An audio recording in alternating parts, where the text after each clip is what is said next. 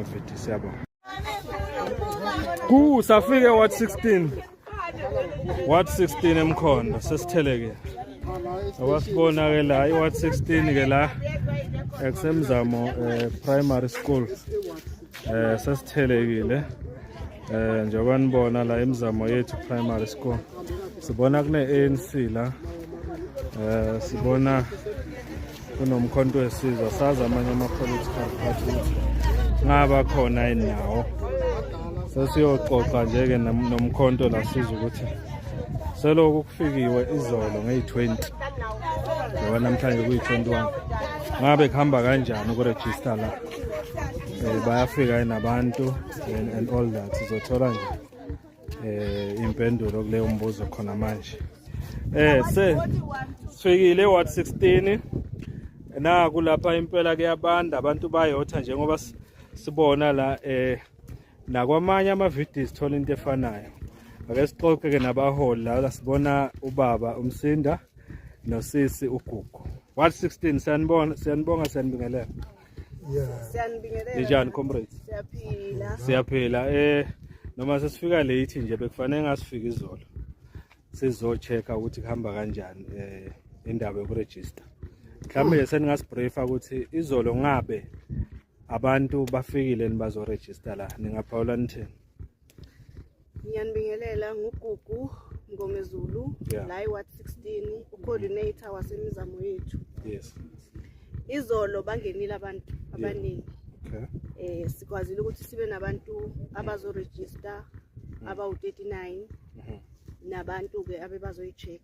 Yes. Inamba sibe nayo kube u131 sibaphelele. Hlanganisa namhlanje. Namuhla izolo kuphela. 139. 131. Yes. Okay. Mhlambe uma singathi masingababheka sibahlukanisa ke ngokwabadala nabancane ngoba senyangeni nje yeyouth uJune sifocuse kakhulu kuyouth ukuthi yona ngabe iphuma kangakanani kwinyanga yayo ngathini. Iphumile kakhulu youth izolo.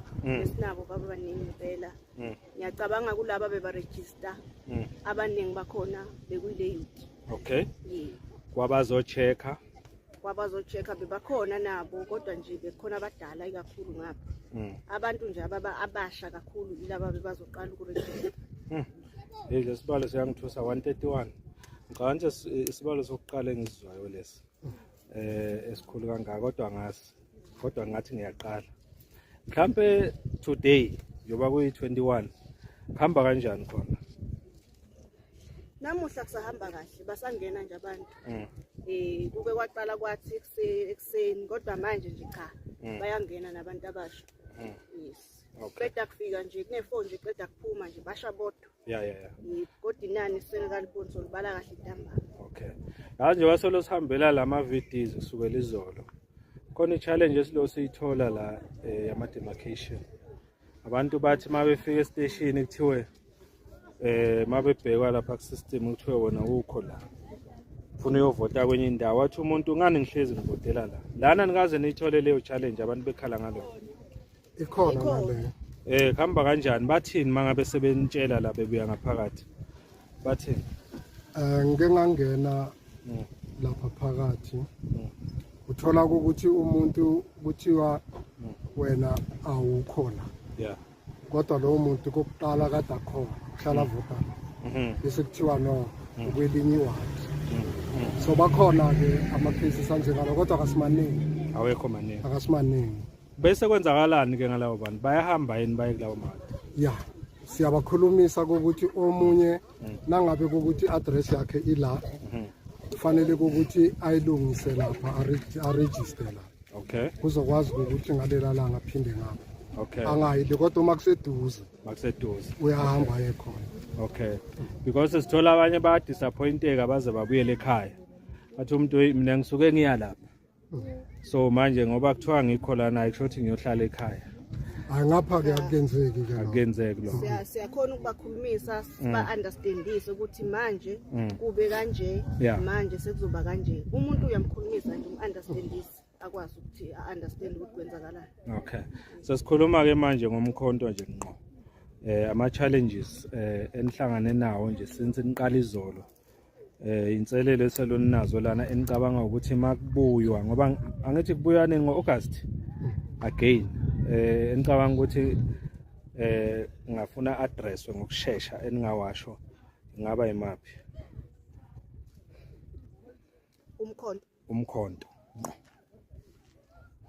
esingawalungisa ukuze ngoba phela sifuna ukuqinisekisa ukuthi njengoba abantu beza ngobuningi ethendeni lethu umkhonto wesizwe ama challenges mhlambe esinawo ngeke ngafika for example kwamanye ama video bathi makufika abantu la etafuleni thola athi amafomu asinawo bafuna amafomu ukugcwalisa sikhona abanye bafuna igibha abayitholi abanye bafuna amaheba njalo into enjalo kuhamba kanjani la kini into esicelayo nje emkhontweni manje besishela amatafuleni singanama voters roll ukuthi sikwazi ukucheck abantu nayo ke indaba yezigibha ikakhulukazi abantu bayawuthanda umkhonto kakhulu kodwa sikwazi ukubanika izigibha ngoba bayazicela mihla namalanga kodwa bayaqhubeka bayasupport kodwa besicela nje ukuthi mabangasiza ngezigibha nezinsiza yes sifuna lezo insiza zinika amagama lezo insiza yini insiza ezinjani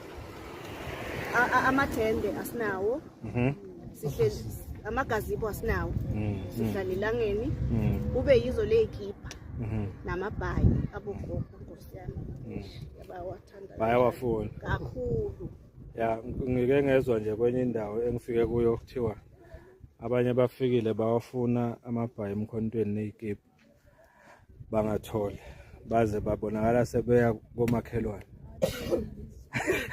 bayowathola ngakhona yazi ngendlela abantu abawuthanda ngakhona umkhonto bayawuthanda inkinga ile insizwe singanazo kodwa bona bayathembisa noma sibatshela ukuthi asinako baba nalo lethemba lokuthi sizoba nako kuyajabulisa kakhulu so nje sesiphetha singathi manibuka lendlela abantu abasabela ngayo la nabeza ethendeni lomkhonto nithini wathi siyalithatha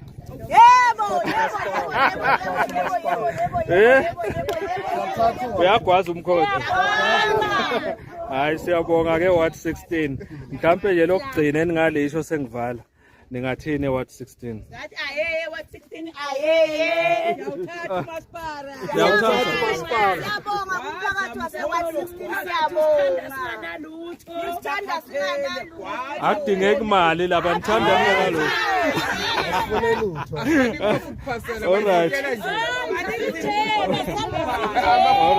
nawo asibathembisa imisebenzi asibathembisa kodwa banenkolelo ukuthi mangavotela kuphatha imkhondo khona kuzokwenzeka hayi no yezwakala siyabonga kakhulu siyabonga njengoba siyizwela ke sisemzamo yethu primary school ku ward 16 njengoba sibona la nasi lesikolo okuregisterwa kuso bathi kuhamba kahle kakhulu isibalo sakuzolo kuphela nje 131 kuyakutshela ukuthi abantu baphumile la bazoregister ukuvota indaba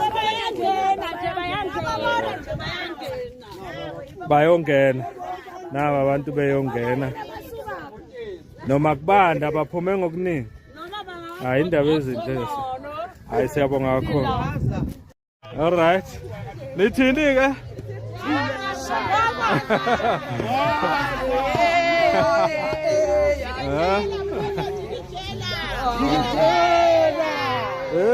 sanibonani sifikile what 14 ne what 14 moving church la lokhunjeni ka eMangosuthu ikanye ke nale what 14 engibuya kuye Hammond le so nje wasibona ke la kujatshuliwe kuyakutshela ukuthi abantu bathi kuhamba kahle mhlambe sizocela nje ozosinika lana information embalwa sizwe ukuthi kuhamba kanjani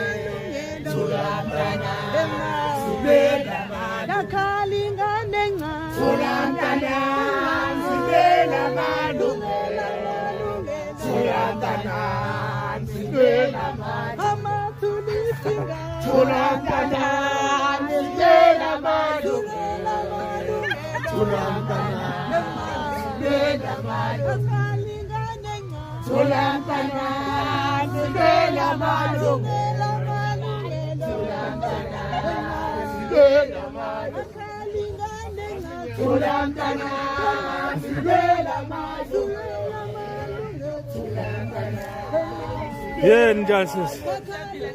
Siyaphila. Impela imudi yalana ngiyayibona ayidingi nokuchazwa. Konke kuhamba kahle. Hayi konke kuhamba kahle. Ngikhuluma lo bani mina la kodwa? Neli Ndlovu. Neli Ndlovu. Ward 14 Moving Church. Moving Church. Right, akusinike bekufanele ngabe sifike izolo kusuka uregister sikhonanga kodwa sesifikile ke manje.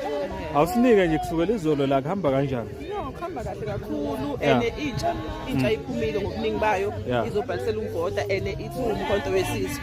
Abantu abaningi bajabule ukuthi basibonile lana ukuthi sifikile bathi no bafuna ukujoyina umkhonto sobajoyinisa soqhubeka senza ama door to door. Into abakhala ngayo igiba ke njengoba wazi. Siyasakhumula nathi bebesinika igiba sinazo. Besinika bona abantu bajabule balibizele khona inye video siyayenza bathi igiba bajabule. Yeah. Ake sithi ukhuluma kancane ngale ndaba yalaba bafika bazocheck.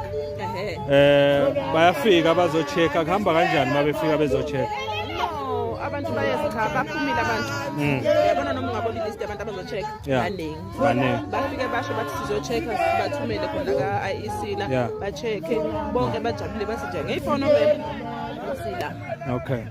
Le ndawo yenu ke lena uma ngabe befika kanjalo bezochecka akwenzeki ukuthi bafike bashayise la kuthiwa nisekho la kule ward kanjani ngoba kwenzeka la demarcation nje ukuthi mhlambe iward leli ujoba ku 14 kuthiwe umuntu wena sose ward bana akahle kwenze lethi nje kushintsha ukuthi say white 14 kodwa ngoba mangabe bovile uvota la Moving Church akashintshi unless ngabe ula enhla esontweni ubuye bheke kodwa mangabe nje la Moving Church asishintsha ngalutho so njani kaze neyitholele ikhalo no sengakayitholi inkinga ekanjalo okay bonke abantu bebeye khona babuya bathi no si happy khambe kahle basena kasho no bathi okay but ke njoba sizobuya futhi ngo-August mhlambe singathi mapha ama challenges enibe nawo la lo 2 days engicabanga ukuthi uma engalungiswa ukuthi kufikwa ku registration elandela ngo-August mhlambe abasa right ngaba imali ngikhala ngani kakhulu la thina mangosuthi noma ngabe nina nje ake ngikhulumele ningumkhonto noma thina siwumkhonto ake sikhulumele umkhonto straight nikhala ngani lana abanye siyezwe emavideo bakhala ngama resources sengozwile ukhuluma ngeikipa for example nani yini kunye sibona ukuthi lesithathu bangasitsheli ukuthi imali izoba yabo incane okudla uma sesifuna ukuthi thina sesizazihlelela thina ngoba singathi besingakahlelanga so nokunye ama kulonyaka basinishe amaphepha lawa ama patent because bona besicela efonini siya print out akukho la siwa print out kanti besazi ukuthi bazobe basilethele sisebenze nokuthi ukuthi thina ama volunteer sefune manje siyikhuthe futhi emakhikini ethu phinde futhi sizama ukuthi so print out naloko ngibone ngathi bebingekho right umkhonto besize azange basipeyile lapha uyabona basipeyile kakhulu lapha ngithandanga igiba ke vele hlezi abantu mebeza la kithi sicela igiba emkhonto anisiniki igiba anele igiba sekhalwe ngayo kakhulu kusuka ngo2024 kukhalwa ngeigiba kakhulu ukudla ngeke ngiyibali kakhulu ngoba vele hayi indlala ikhona silwele khona silambanga kodwa umkhonto uyasibeka sho nje indabeni yokudla yabona nje ama resources ukudla amaphepha cha basicela yabona sithemba ukuthi uAugust babe baplane kabusha ngenye indlela asithemba ukuthi sobe sazi ukuthi amaphepha siyawathola nje kodwa nokunye ukudla sesingayibona ke kodwa nje ngeke ngudefend umkhonto but ngingasho nje ukuthi mhlambe okunye okuningi okwenzeka sesemandleni ngoba phela izibonds zithanda ukuthi kube umuntu osemandleni kumampela ngoba basemandleni ibaba nezibonds eziningi no lokho siya understand ngoba umkhonto siyawuthanda angeke sisho kuzowuyeka ngoba kukanje still silapha emkhontweni so bese lo siyincenga sobona mesiphumelele ukuthi khamba kanjani ngeke nibadlale ngathi ngoba yabona asisho ukubadlala ngathi kodwa the way kwenzeka ngakhona khona besitshela ukuthi kuzoba nomehluko kancane kunakuqala sisaphanda ingakaze ithole amavuno besitshela ukuthi maybe nje kwamaphepha nani ikipa ama-basics yes kuzoba lula especially lezi zinto eqondene nomkonto nje obusha amafomu nani azibe khona at least ke zona amafomu akezwakala hayi beke kahle kakhulu no asibonga kakhulu ngicabanga nje lokuvala lakho lingathini lithi Viva Mkhonto hayi siyabonga kakhulu alright siyabonga hayi ke moving church basho njalo ke la eWard 14 ngoba sesizibone zikhona ke ikhalo njobanisi ama challenge igebha ikakhulukazi abantu bayifuna igebha vele mabefika etafuleni lomkonto nje bafuna igebha mase bebhalisile ngicabanga ukuthi naloko kufanele kubheke ngokuzayo ukuthi ngabe kwenziwa kanjani ngendaba yegebha namaheya nakho ukudla kwama-volunteer hayi siyabonga kakhulu kasihlangane nabanye kwamanye amavidiyo siyabonga ngafika Ward 17 eKiddies sanibona eKiddies eWard 17 sithelekile njengoba sibona la i-voting station yakhona le la eKiddies ngakaro khona ke nawo ama-comrades la umkhonto nakhona la sibona i-ANC sibona ne-EFF abantu naba bayaphuma phakathi bayarejista kushubeni ake sisondele sizothola la ukuthi ngabe kusukela izolo kuhamba kanjani ngendaba yokurejista comrade ukhabo Mandla hamba kanjani gwaza Mkhonto kwaza uyagwaza umkhonto kule ndawo umkhonto uyagwaza ngiyabona nami akusho wena kuyazibonakalela hayi kithi kumnandi ngoba ne-ATM sihlangene sikhona sisonke khona ne-ATM la yes hayi wena le video yethu iyathanda nje ngokuthi be-active kakhulu hayi impela kufuna ngibabone nje oyedwa i-ATM kumele sike sicoca naye niyaphila kodwa comrade siyaphila comrade siyaphila Ward 17 asifikanga izolo kodwa ke sesithembile ukuthi nakanjani manje sizoyithola ibrief yokuthi uma siqala nje ngodaba lwayizolo ukurejista kuhambe njani izolo izolo sithole abantu abasha baba u62 bonke nje sekuhlangene nabantu abazoshintsha inamba yakhona yathi 62 bazo-check-a kwaba ngabantu abawu-92 ilanga cishe ngathi libabhizela namuhla because ama-numbers they are growing and sibonga nje kakhulu ukuthi ngapha kule video yethu siyababona le ntsha engakase yabhalisa iyafika ibuze senzanjani bacela usizo kakhulu ku-MK so this thing is uyayigcizelela le funa ngisho izwele kahle bacela usizo ku-MK bayifune lento and abanye sebayafisa ke nokuzosebenza nathi of which lokho yinto enhle kakhulu nokuthi itafula lethu libe ne-numbers ibe ningi kuma-registration for the first time so yazi ngiyayijabulela le yentsha kakhulu sisenyangeni yentsha uJune sibuya kumsholoze emelo njengabantu abasha ngifisa nje ukuthi ukuphinde uthi ukubuyela kuyo kancane ukuthi njengoba uchaza le inombolo la oyichazayo kukhona into oyibonayo noyitholayo ukuthi balizwile ikhwelo lakho umsholoze emelo mayetha kuzoregister bazwile kakhulu ngizosho njalo ngoba kungithusile nangithola ama-calls babuza abantu ukuthi kuvalwa nini ukurejista and abantwana abancane ke lezi zabo 18 19 21 iningi lakhona elifike lazorejista kwaba nalento egcugcuzelile ku-MK yile ye-student movement bayithanda lento labantwana it's only ukuthi eMkhonto asinayo student movement yes bayifuna lento okay so okusho ukuthi seyisele ngakithi ukuthi cha asilweni man asiyikhulise lento student movement alisiyikhulise le youth sibe nendlela yokuthi siyabona ukuthi siphuma kanjani yes emkhondo asinawo ama-varsity asinani but sinabantu bethu abantwana abasuka la akathi umuntu makafika kuleyo varsity o college agcugcuzelwa asuke ekhaya kokuthi yazi na ufika laphi uyothola abantu abanje ozokhona ukusebenzisana nabo ukuze bangakalahlekelwa ilento yokuthi ngisaseyimember ye-MK ngoba bagcina abantwana bashintshana abafika kwezinye indawo yithi thina kumele sibakhulise singabantu abadala sikhona kule ndawo yasemkhondo. Yazi ukhuluma ipoint bengingakalinaki lelo ukuthi abantwana mabesuka la beya ema-university nasema-college bazihlanganise nomkhondo. Kunama-challenge amaningi lapha ema-campus. Uthola ukuthi ingane sometimes feel isolated, mhlawumbe ama-registration akuhambi kahle and all that.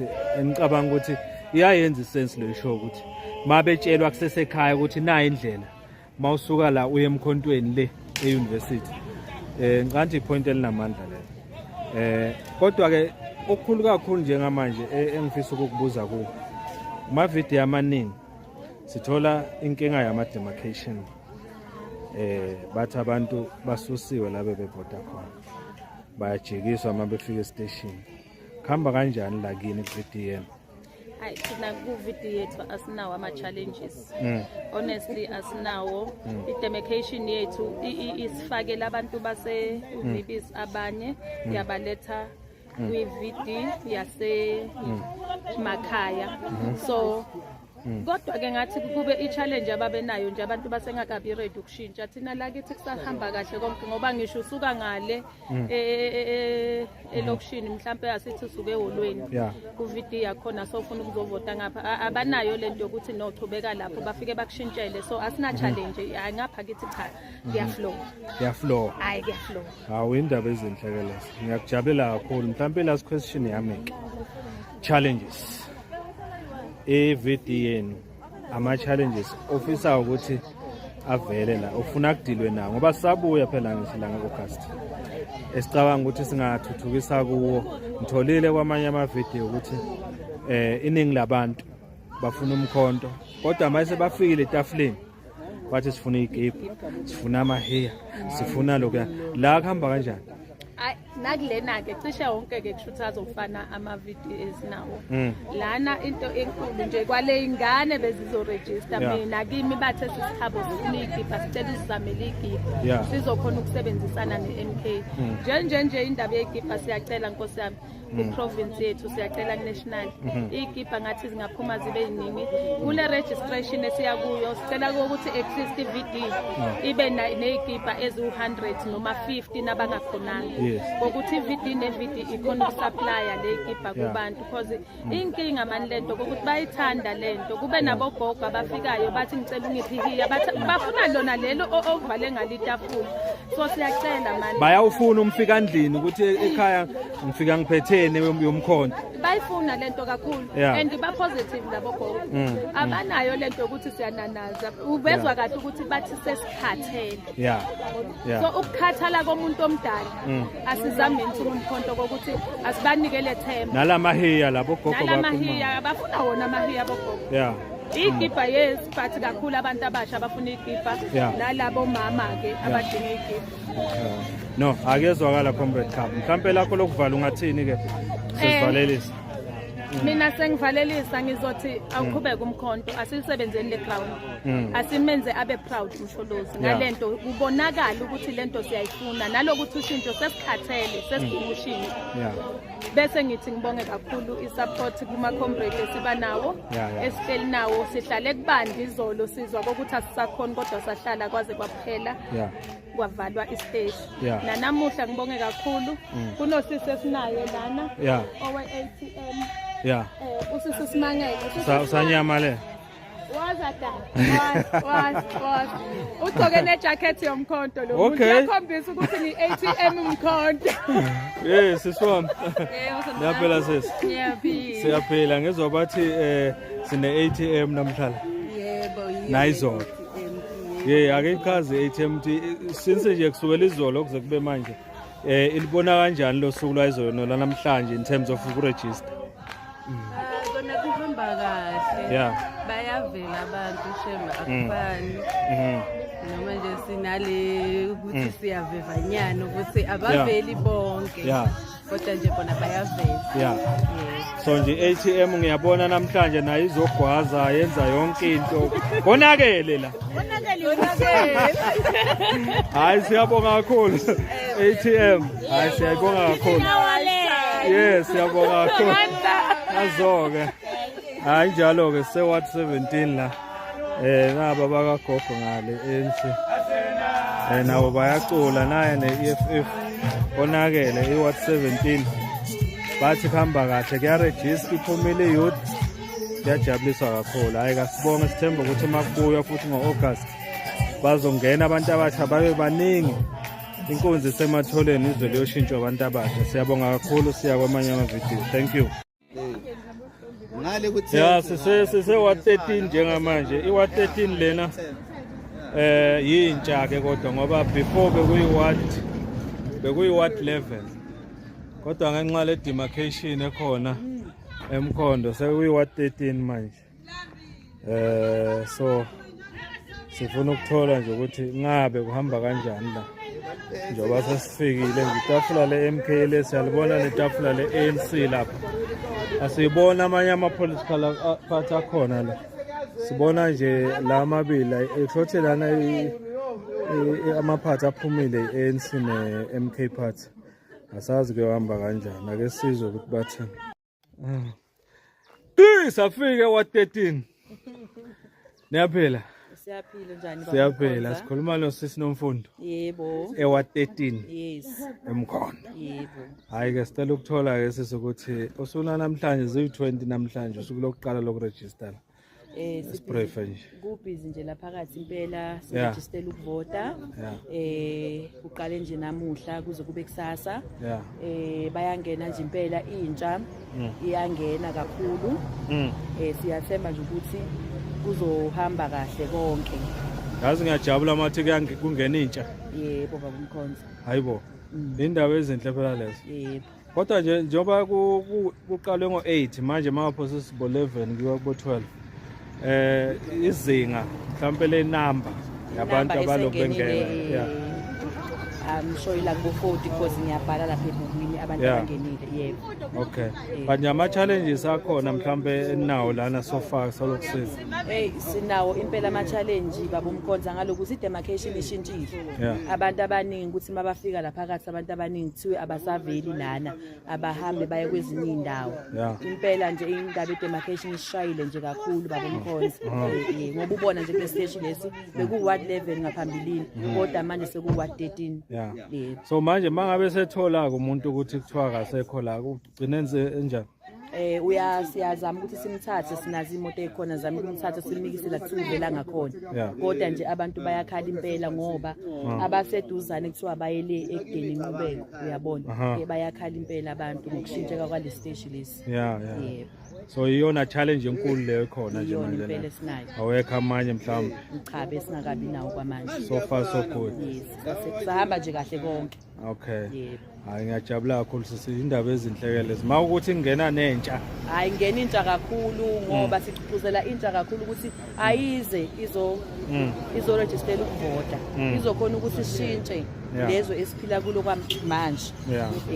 Hayi ngiyabonga kakhulu sisi. Siyabonga baba Mkhonza. Danko. Iward 13 eSkayfini. Yaphela sisi. Siyaphila kodwa sikhuluma nosisi ubani? Delisile Nkosi.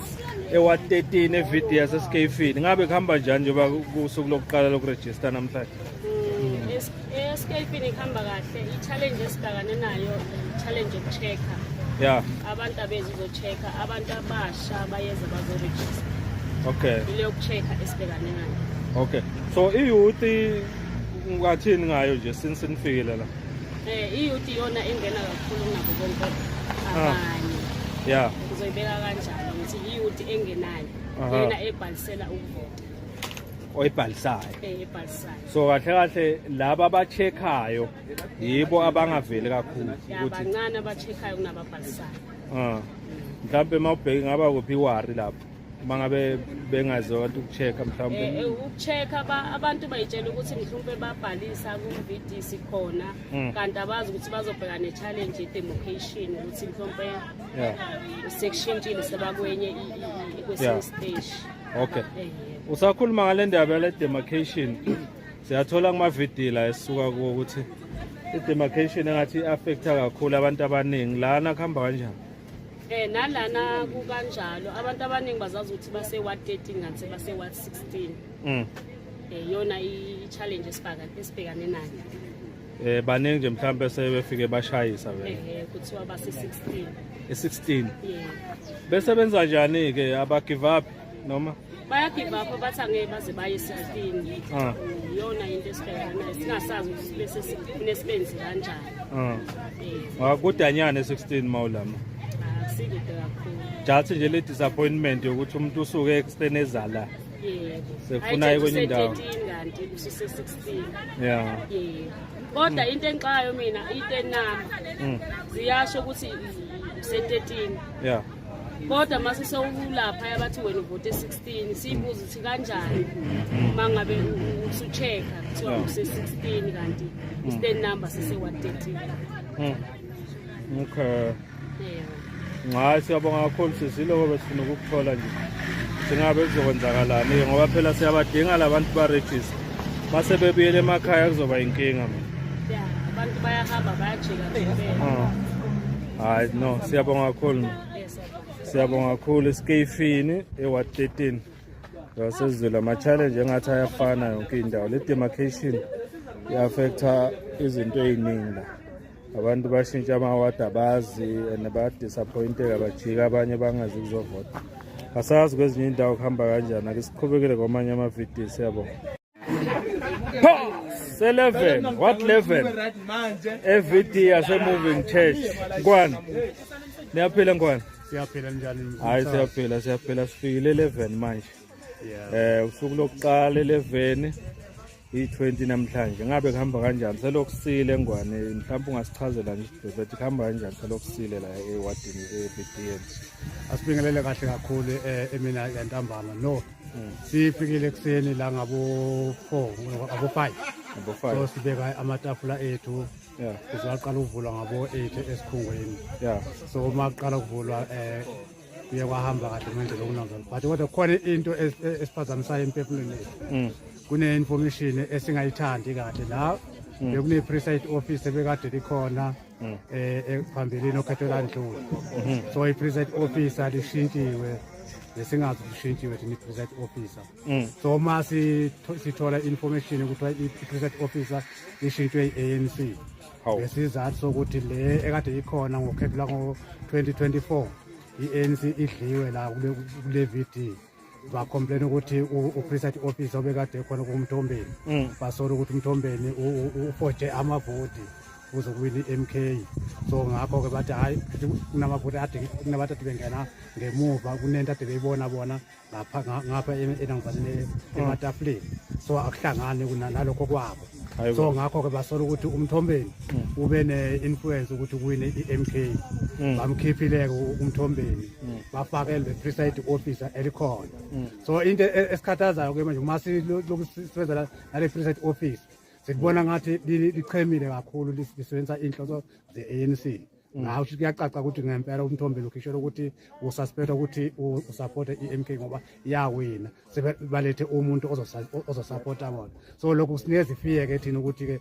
lokhetho la kulesikhongo ngenzeka lungahambi kahle ngale ndlela okwenzeke ngayo nangendlela okuhlelwe ngayo somebody we-ANC osinikeza information ukuthi ibona abacomplainayo but okukunikeza inkinga mina ukuthi ku-IEC uma kucomplaina amanye amaqembu abayithathi i-complain yamanye amaqembu serious yokuthi ahamba nithumele kuphi NL spread kwi-head office kodwa kuma kule complaint elotshwe yi-ANC i-attendiwe kwenziwa ushintsho kwafakwa omunye umuntu so kuyakusinikeza inkinga ukuthi kanti u-IEC usebenza kanjani usebenza ngayiphi indlela uma complain amanye amaqembu ayimukelwa loo nto leyo kodwa kwacomplain i-ANC shithi serious loo nto leyo so ngakho kuyasikhathaza kakhulu kusinikeza ifike ukuthi lolokhetho kulesikhungo losi angeke kuhamba kahle ngale ndlela okwenzeka ngayo uma u-IEC engazama ukuthi ayilungisele into kusese early singaze sifike ngomhla ka4 November kunale problem ukuthi lokho uma sizama ukuthi sixoxa naye usuziyasho ukuthi ngize la ngoba ngisengitsheliwe ukuthi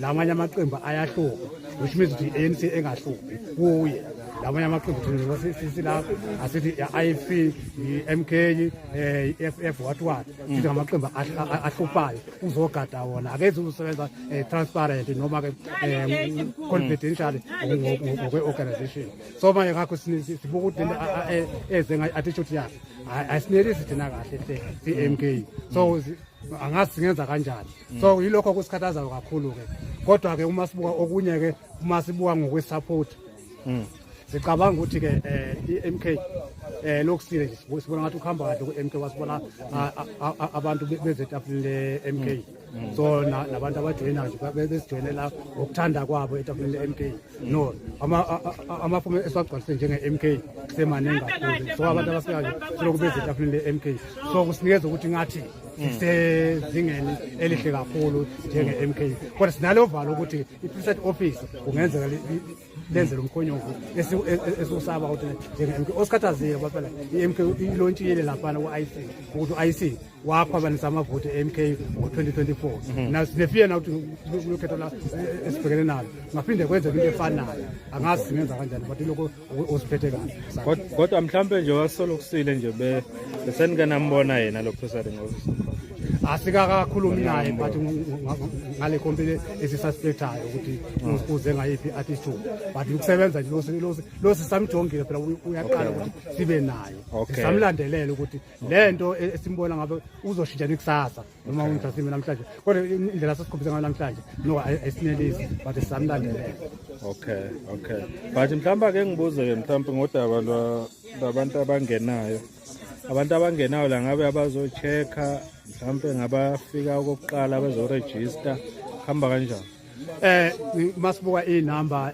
sibona abantu ngathi abasha abaqala uregister bayafika impela ukuzoregister masibuka lapha inamba sithika lapha ukuthi abaqala uregister bayeza nabazofikayo ke uzoshintsha basuka kwezinye indawo noma ngokushintsha kwedemarcation siyababona abanye futhi bakhona abafikayo bezoshintsha but okunangizwanile idemarcation yethu ingathi ayicaci kahle njengoba la sibuka lapha ngathi kunenqubeko isikhungo esisha bese kuba lesikhungo sethu esidala bahlukanisa inangizwana paving road but bakhombela ukuthi ngale kwe-paving road ubheka enqubeko abantu bavota enqubeko kodwa kube nabantu abangale kwe-paving road okuthiwa bavotela kulesikhungo abanye abavoti kulesikhungo basiwe enqubeko sekwekwaba nomsindwanyana ukuthi kwenzeka kanjani abantu abakwi-same section kuthiwa bavota bahlukaniswa so ilapho kube ne-problem khona mhlawumbe asale ngiyibuza le ye-demarcation ngoba masilo sihambela lama-VDs la kulama-ward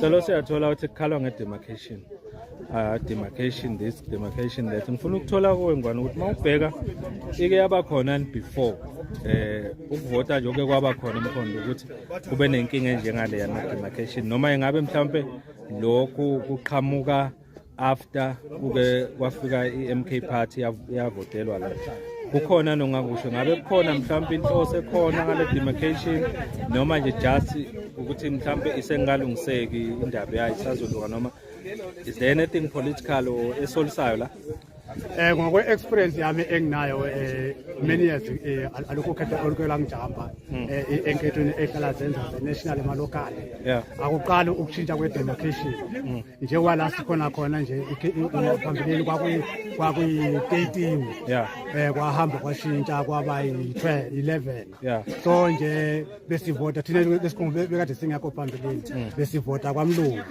sasuka lapho kwamlungu sawuvota kule sonto ephansi eSan John so sesisusa eSan John sesisakhelwa lesikhungo esingala sesivota kulesikhungo ukushintsha kwedemarcation akona okokuqala kuhlele kwenzeka nje vele kubalalela lapha iPTP uthola ukuthi abantu kwi-same strat kuthiwa wena uvota ngala usushintsha ukhishwe ngala ke uyidala very confusion lento lena yama demarcation akona okokuqala vele kuhlala kusikhathaza njalo ngenketho lokho sihlala sikhalaza njalo makuzoba nokhetho ushintsha ama demarcation njalo kodwa uma uzoba nokhetho ushintsha ama-demarcation uyabona ukuthi kuhlehle uma behlela umasipala kuye kubukwe ukuthi mhlasimbe siluza ngakuphi siwina ngakuphi bese kwenza ukudivide lezo zinto kwezethu mhlasimbe kube lula ukuthi abantu baleke kuhluphe kakhulu akuqala ukwenza ukuthi ama-demarcation ashintshe njengamanje njengoba sine-crisis ekhona yayi-demarcation iyasinikeza vele kuyafana nokuhlela kwenzeka ngenketho ezandlule ukuthi sibe nabantu ukuthi abantu abayitholi uthole ukuthi mhlawumbe langelanga lokhetho umuntu wazi ukuthi mina ngivota la uma siyafika esikhungweni akatholakala ukuthi hayi wena swashintsha uvota endaweni ethize so inkinga ehlala sidibana nayo lapho especially kogogo nabantu abaqala ukuvota kubantu nje endibene namhlanje nabo labana inkinga ye-demarcation abafike bashayisa la ukuthi abaveli ukuthi bazovota ngapha nenza njani ngabo abafikile lokuswele ekuseni bafikile abantu bacheka bayithola ukuthi no bavota phezulu enqubeko okanye-ke akekho enqubeko kungala sebefikile kodwa-ke okwamanje sibone ngathi babalungiselele labo ekade benalowo problem asikakatholi othi uma evela kuphi akakalungiseleki okwamanje. Okay. Last question yami about youth. Youth iyangena nayo la iya-register. So njengoba ngishilo umsakazo ukuthi abantu abaqala ukuvota abanabo 16 17 18 years so sesibabulela abanye befika bezoregister so nathi wenzele sabakhuthaza nje la etafuleni lakho nje yabona nje ngiyabona vele kugcwele abantu abasha nje naba la beqala nje uregister naba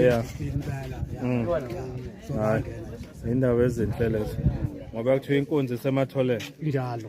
Hayi siyabonga ngwane ngicabanga ukuthi ngendlela oyibeka ngayo i-challenge enkulu yiyo nje leyo ukuthi neseno presiding officer we-IEC engakamjwayeli but okunye kusahamba kahle kusho hayi kuningi ngathi kusayangolangizana so sibone kahle kusasa mase sekufike emaphethelweni ukuthi simele kuphi nakuphi sikwazi ukuqinisekisa zonke izinto. Hayi siyabonga ngwane siyabonga kuhle kakhulu futhi yebo hayi ungwane ke loyo baba Mavuso esinayo la eward 11 kwi-video yase-Moving Church njengoba echaza ukuthi kuhamba kanjani la sizwa ukuthi uyibeka kanjalo ukuthi i-challenge enkulu abanayo indaba yokuthi upresiding office okhona la ufakwe i-ANC ngendlela abezwa ngayo sazi lo ukuthi kuzoba nomthelo ongakanani ma-weekends kodwa-ke so far so good siyabonga kakhulu.